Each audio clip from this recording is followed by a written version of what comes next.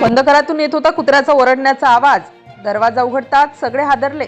महिला चक्क कुत्र्यावर. तिला लाज वाटत नाही का? पोलिसांनी लावला डोक्याला हात. ही घटना आहे कर्नाटकातील बंगळुरू शहरातील महादेवपुरा परिसरातील एका अपार्टमेंटमध्ये राहणाऱ्या महिलेच्या फ्लॅटमधून अचानक तीव्र दुर्गंधी बाहेर येऊ लागली. सुरुवातीला शेजाऱ्यांना वाटलं की कदाचित घरात काही खराब झालं असेल, पण दिवस जात होते आणि दुर्गंधी कमी होण्याऐवजी वाढतच होती.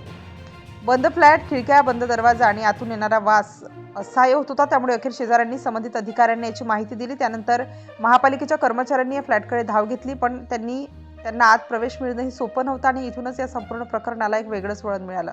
अधिकारी घराच्या दरवाजापाशी पोहोचले तेव्हा परिस्थिती गंभीर असल्याचं त्यांच्या लक्षात आलं. घरातून येणारा वास इतका तीव्र होता की आत काहीतरी कुजल्याची शक्यता व्यक्त केली जात होती. महापालिकेच्या पथकाने घरात प्रवेश करण्याचा प्रयत्न केला, मात्र महिलेने सुरुवातीला दरवाजा उघडण्यास विरोध केल्याचं वृत्त आहे. परिस्थिती हाताबाहेर जाऊ नये म्हणून पोलिसांना बोलावण्यात आलं. त्यानंतर पोलिसांच्या उपस्थितीत घरात प्रवेश करण्यात आला आणि दरवाजा उघडल्यानंतर समोर आलेले दृश्य पाहून उपस्थित अधिकारीही हादरले. घरात एका प्राण्याचा मृतदेह होता, मात्र तो मृतदेह नेमका कोणाचा होता, तो किती दिवसांपासून तिथे होता आणि त्याचा मृत्यू कसा झाला याची उत्तरं अजून मिळायची होती.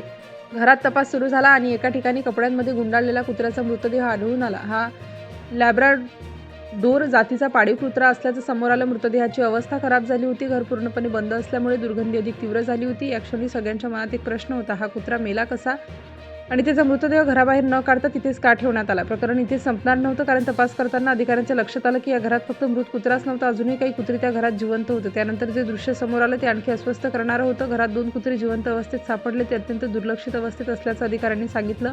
त्यांना भिंतीला बांधून ठेवण्यात आलं होतं. त्यामुळे या घरात नेमकी काय सुरू होतं हा प्रश्न आणखी गंभीर झाला. एका बाजूला मृत कुत्रा, दुसऱ्या बाजूला जिवंत पण दुर्लक्षित अवस्थेत असलेले 2 कुत्रे आणि या सगळ्यांच्या केंद्रस्थानी होती त्या घरात राहणारी महिला. या दोन्ही कुत्र्यांना नंतर ताब्यात घेऊन उपचारासाठी नेण्यात आलं. आता तपासाची दिशा एका महत्त्वाच्या प्रश्नाकडे वळली. मृत कुत्र्याचा मृत्यू नेमका कसा झाला? सुरुवातीच्या वृत्तामध्ये महिलेने कुत्र्याचा गळा आवडल्यानंतर त्याच्या मानेवर धारदार शस्त्राने जखमा केल्याचा आरोप करण्यात आला.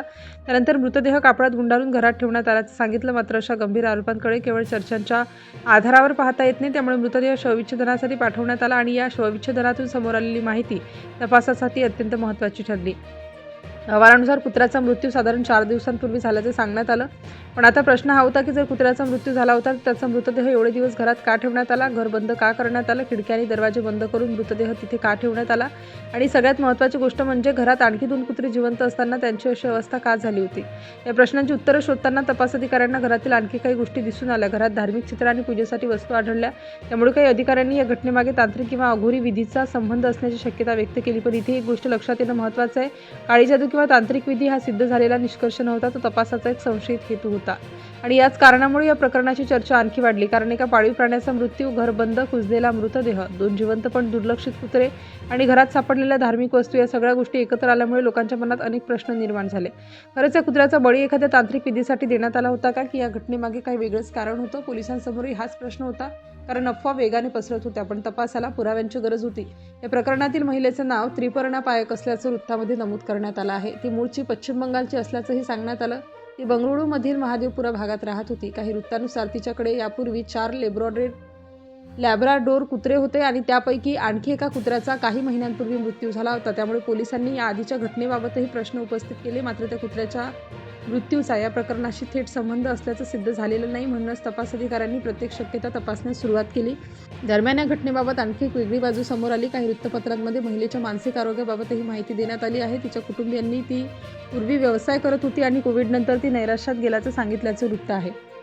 काही अधिकाऱ्यांनीही या घटनेमागे मानसिक स्थितीचा काही संबंध आहे का याचा तपास सुरू करण्याचं म्हटलं. म्हणजे एकीकडे तांत्रिक विधीचा संशय व्यक्त केला जात होता, तर दुसरीकडे महिलेच्या मानसिक अवस्थेबाबतही तपास सुरू होता. त्यामुळे या घटनेचं खरं कारण अजूनही तपासातून स्पष्ट होणार होतं. आता ज्या गोष्टीने सर्वाधिक संताप निर्माण केला ती म्हणजे जिवंत सापडलेल्या 2 कुत्र्यांची अवस्था. ते घरात बांधून ठेवण्यात आले होते आणि त्यांची योग्य काळजी घेतली जात असल्याचं समोर आलं. अधिकाऱ्यांनी त्यांची सुटका केली आणि त्यांना उपचारासाठी नेण्यात आलं. एका बाजूला एका कुत्र्याचा मृतदेह घरात पडलेला आणि दुसऱ्या बाजूला 2 कुत्रे मदतीच्या प्रतीक्षेत. हे दृश्यच या प्रकरणाची गंभीरता दाखवत होतं. तक्रारदार डॉक्टर रुद्रेश कुमार यांच्या माहितीनुसार या दोन्ही कुत्र्यांना उपचारासाठी नेण्यात आलं.